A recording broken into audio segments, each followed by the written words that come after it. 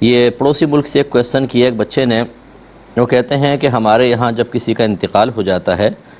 تو خاندان والوں کے لیے ایک آرٹ ہو جاتی ہے، اس کو آرٹ کا لفظ کہتے ہیں، جس کا وہ ترجمہ بتاتے ہیں کہ روک ہو جاتی ہے۔ وہ کیا روک ہے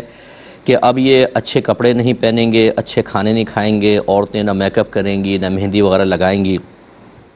اسی طرح اگر کوئی کسی کے ہاں خوشی کا موقع ہوگا تو یہ اس میں شرکت نہیں کر سکتے۔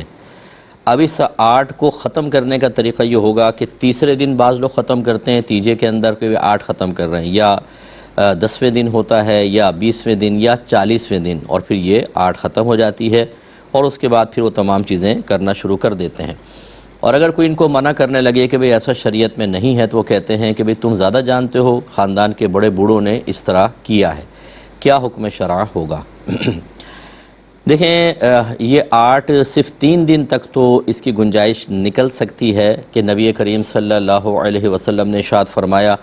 کہ جو عورت اللہ تبارک و تعالی اور اخروی دن پر ایمان رکھتی ہے وہ 3 دن سے زیادہ کسی کا سوگ نہ منائے۔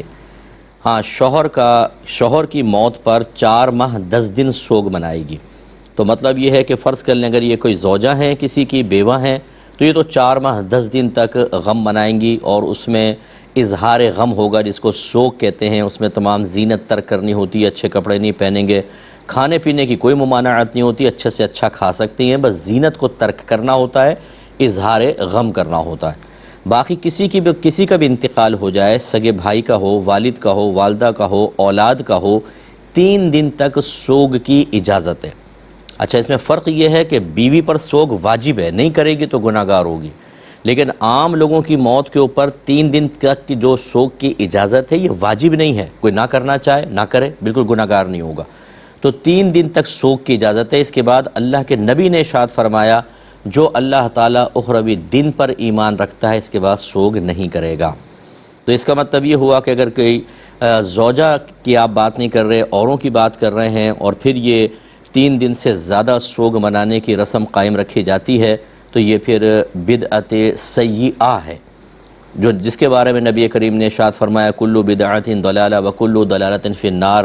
ہر بدعت گمراہی ہے، ہر گمراہی جہنم میں لے جانے والی ہے۔ اب مسئلہ یہ ہوتا ہے کہ بعض چیزیں ایسی ہوتی ہیں جن کے بارے میں تعلیم شرع نہیں ہوتی، اور وہ ہماری خاندانی رسومات یا عادات و اطوار پر موقوف ہوتی ہیں، جیسے شادی کی رسومات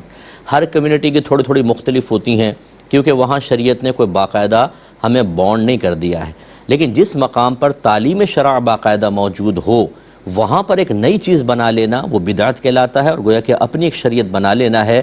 سب کے سب حرام اور گناہ کبیرہ کے مرتکب کہلائیں گے۔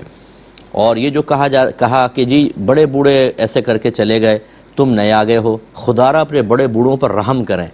ان بیچاروں کو علم نہیں تھا، انہوں نے ایک غلط رسم ڈال کر چلے گئے، اب وہ قبر میں ان رسومات کا عذاب بھگت رہے ہوں گے۔ اگر اللہ ناراض ہوگا تو قبر میں ان کے عذابات ہوتے ہیں، اور میدان محشر میں ذلت و رسوائی ان کے پیچھے پڑے گی۔ کیوں اپنے بڑوں پہ ظلم کرتے ہیں؟ اگر انہوں نے کوئی خدا نخواستہ غلط کام کر کے چلے گئے، کوئی بدعت اپنے آنے والی نسلوں میں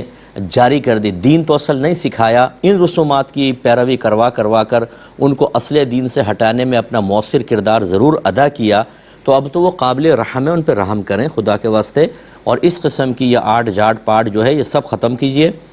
3 دن تک سوگ منا سکتے ہیں، اس کے بعد کچھ نہیں کر سکتے۔ ہمارے پاکستان میں بھی ایسا ہوتا ہے کہ جیسے فرض کر لیں کہ رمضان میں انتقال ہو گیا والد صاحب کا، اب جو کہ پہلی عید آئی، جی اس میں ہم عید نہیں منائیں گے۔ کیوں نہیں منائیں گے عید آپ؟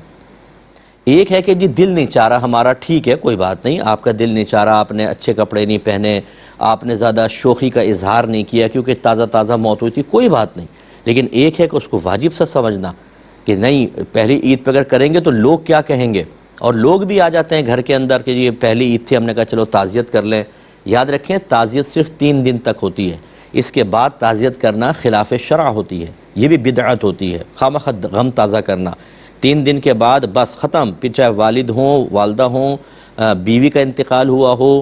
سگے بھائی بہنوں کا ہو، آپ کو بالکل نارمل زندگی میں آنا چاہیے۔ احساس غم ایک الگ چیز ہے، میں اس کو منع نہیں کر رہا ہوں، اظہار غم جان بوجھ کے کرنا اور اس کو لازم سمجھنا یہ غلط ہوتا ہے، اور لازم سمجھنے کی علامت یہی ہے کہ نہیں کریں گے تو لوگ کیا کہیں گے، کرنا ضروری ہے، جو نہ کرے اس کے اوپر طعنہ زنی کرنا یہ سب غلط ہے۔ تو یہ 8 کی رسم کو ختم کیا جائے، جو ختم کرے گا انشاءاللہ بہت بڑا مجاہد ہوگا اور اس کو بروز قیامت بڑا انعام ملے گا۔ کہ ان کی سگی بہن کو زکوٰۃ دینا چاہتے ہیں، دیکھیں اگر تو آپ اپنی بہن کو زکوٰۃ دینا چاہتی ہیں تو بہن کو دے سکتی ہیں، لیکن اگر آپ کے والدین دینا چاہتے ہیں تو وہ بیٹی بنیں گی نا ان کی، تو بیٹی کو زکوٰۃ نہیں دے سکتے ہیں، یہ ذہن میں رکھیں۔ تو لہٰذا پھر یوں ہوگا کہ آپ اپنے طور پہ زکوٰۃ دیں اپنی بہن کو، وہ چاہے پھر ڈائریکٹ آپ بہن کو دے دیں، چاہے بہنوئی کو دے دیں، بشرطے کہ ان کے پاس نصاب کے برابر مال نہیں ہونا چاہیے، جس کو شرعی فقیر کہتے ہیں، یعنی 7.5 تولہ سونا نہ ہو، 52.5 تولہ چاندی نہ ہو، اتنا کیش وغیرہ نہ ہو، نہ پرائز بانڈ وغیرہ جن کی مالیت 52.5 تولہ چاندی تک پہنچ جائے، جو آج کل تقریباً 1,25,000 لگا لیں آپ، یا 30,000 لگا لیں، 1,30,000 تقریباً، اور اسی طرح کوئی مال تجارت نہ ہو جس کی مالیت 1,30,000 تک پہنچ جائے،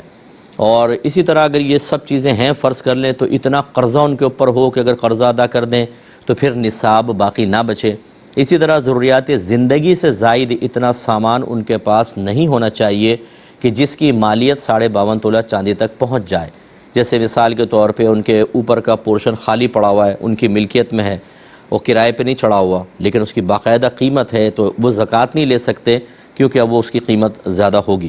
تو اس لیے آپ زکوٰۃ دینا چاہیں ٹھیک ہیں، آپ کے والدین نہیں دے سکتے ہیں، یہ بس ذہن میں رکھیے۔ اور اگر فرض کر لیں کہ والدین ہی دینا چاہتے ہیں اور نفلی صدقہ بالکل بھی نہیں ہے اور زکوٰۃ کے ذریعے دینا چاہتے ہیں تو پھر، اور بہن واقعی بہت زیادہ مجبور ہے، تو پھر یوں ہو سکتا ہے کہ وہ ڈائریکٹ بہنوئی کو زکوٰۃ دیں، یعنی آپ کی جو والدہ ہے مثلا ساس جو ہیں وہ داماد کو زکوٰۃ دے سکتی ہیں اگر وہ شرعی فقیر ہیں، پھر چاہے وہ دونوں بیٹی بھی کھائے گی، ایک لازم سی بات ہے کہ بہنوئی کی ملکیت میں آ کر، لیکن حکم بدل جائے گا۔ جیسے ہم نے وہ بارہا آپ کو روایت سنائی کہ سرکار صلی اللہ علیہ وسلم حضرت بریرہ رضی اللہ تعالی عنہا سے ملنے گئے تو سرکار نے فرمایا جو ہانڈی پر ابل رہا ہے وہ ہمارے لیے لائیں، تو عرض کی گئی کہ وہ بریرہ کو صدقہ کیا گیا ہے اور آپ تو صدقہ تناول نہیں فرماتے، تو رحمت کونین صلی اللہ علیہ وسلم نے فرمایا کہ یہ اس کے لیے صدقہ ہے اور ہمارے لیے ہدیہ ہے۔ اس کا مطلب یہ ہے کہ ساس جب داماد کو زکوٰۃ دے دے تو زکوٰۃ ادا ہو گئی، اب اگر وہ اپنی زوجہ یعنی ان کی بیٹی کو کھلانا چاہے گا تو حکم بدل چکا ہے، اب وہ کھا سکتی ہے۔ یہ انہوں نے پوچھا کہ اگر کوئی صلاۃ و تسبیح پڑھ رہا ہے اور تیسرا کلمہ اس میں پڑھا جاتا ہے، اس میں تھوڑی بہت مسٹیک ہو گئی تو اس کا تدارک کیسے کریں گے؟ کیا سجدہ صحف کرنا ہوگا؟ دیکھیں یہ نہیں کرنا ہوتا، کیونکہ جو تسبیحات میں غلطیاں ہوتی ہیں یہ قابل معافی ہوتی ہیں، اس میں بس اتنا ہوتا ہے کہ ثواب میں کمی ہو جاتی ہے، چونکہ ان کا پڑھنا کوئی واجب تو ہے نہیں، اور جب واجب نہیں ہے تو ان کے ترک پہ کوئی سجدہ صحف بھی نہیں ہوگا۔ تو اگر کوئی ایسا ہو کہ آپ کو گمان ہو کہ کہیں میں نے تیسرا کلمہ صحیح نہیں پڑھا، ایک دفعہ دوبارہ دہرا دیں، اس پہ کوئی سجدہ صحف وغیرہ نہیں ہوگا۔ یہ کہتے ہیں کہ اگر کوئی واجب چھٹ جائے اور دم کی استطاعت نہ ہو تو کیا کریں؟ تو پھر اگر اس وقت دم کی استطاعت نہیں ہے آپ واپس آ جائیں، بعد میں کسی کے ذریعے آپ دم بھجوا سکتے ہیں، یعنی دم کی رقم بھجوا دیں، لیکن یہ یاد رکھیں کہ دم جب واجب ہوتا ہے، دم کا مطلب ہے کہ بکرا یا دمبا ذبح کرنا ہوگا،